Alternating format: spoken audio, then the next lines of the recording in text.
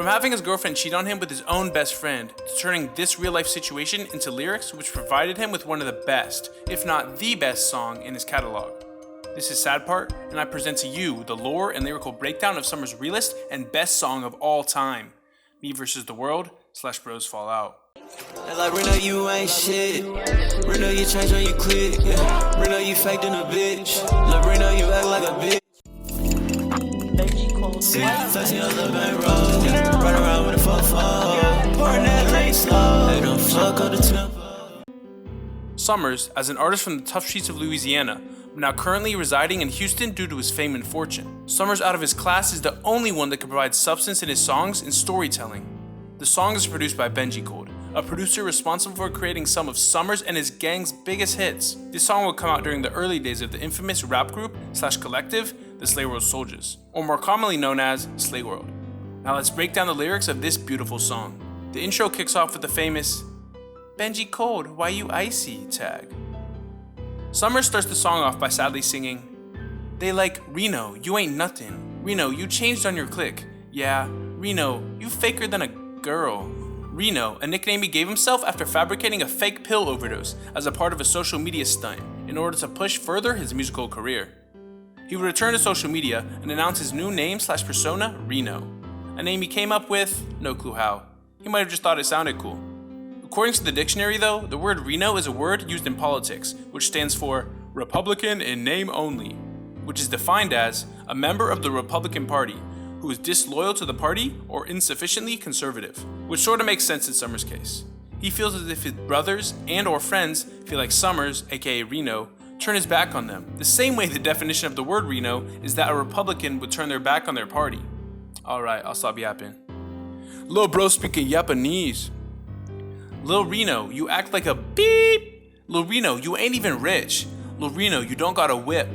No furniture inside your crib. Even though Summrs was and still is rich and an upcoming rapper, he still is a young adult and can't seem to get his priorities straight, which explains why he doesn't own any cars or furniture in his home. Now we transition to the second part of the song, Bros Fall Out. See you flexing your little bankroll, ride around with a fofo, pouring that lean slow. Hey, don't mess up the tempo.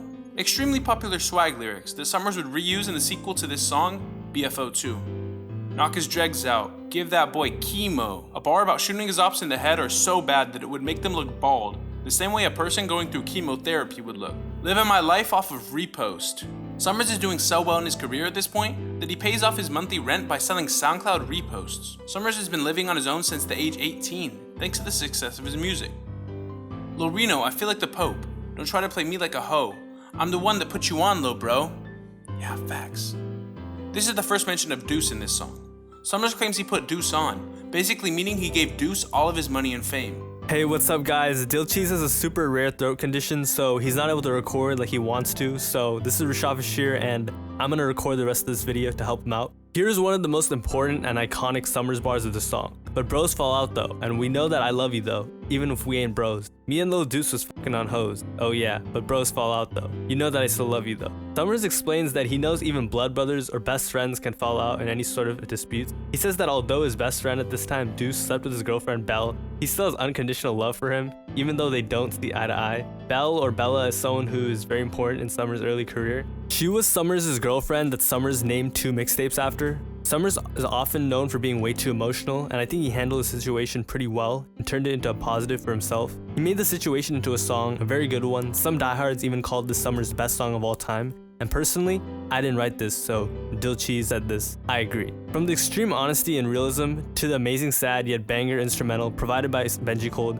with Summrs sounding vocals sounding very relaxed yet still disappointed about this whole situation. Yeah, I switched up the tempo, Lil Reno in a limousine, trying to be in magazines, tatted my face, now my parents mad at me. And my granny mad at me, said she missed the old me. Reno gets a bit more dramatic and switches flows, forecasted about his own future, which he's still not wrong about. He is currently very successful. He talks about tatting his own face and his grandma Brenda being very disappointed. Brenda is a big part of, or was a big part of Summrs' career in his life, and this was also before passing, rip Brenda. And my granny mad at me, said she missed the old me. Summrs, just barely turning into an adult at this point, discusses his grandma saying he changed. Summrs was in a transitioning period. He no longer is into the things he was into, and this was a part of growing up which he understands but also knows his grandma was sad to see him change. I'ma spend the bands. Just so get leak, I never had anything, so I'm gonna put designer all on me. Summrs is a classic tale of rags to riches in the rap game. A feel-good story that never gets old in any genre. Growing up in poverty, Summrs feels like it's now his time to show off by buying very expensive designer clothing. And them guys don't know me,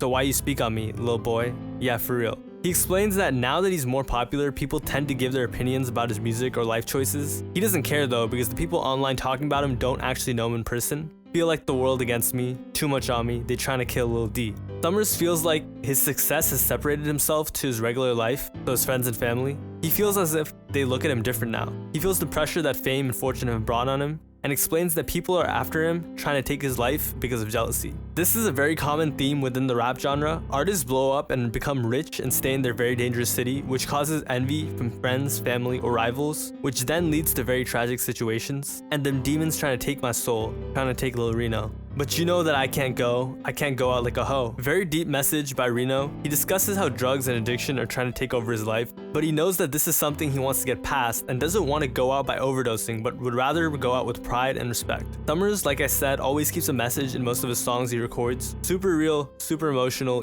Even in his worst moments, he prevails. He is an infamous figure in music, and I strongly, truly believe he is underrated in the music industry. He will go down as a legend in music when it's all said and done. Okay, just to preface this, I didn't write this. Dillcheese was the one who wrote this fanfic commentary. Like, I would never glaze him like this, but he was too lazy to record this entire script, so I'm just helping him out as a friend. Thanks for watching. Subscribe. See you next time.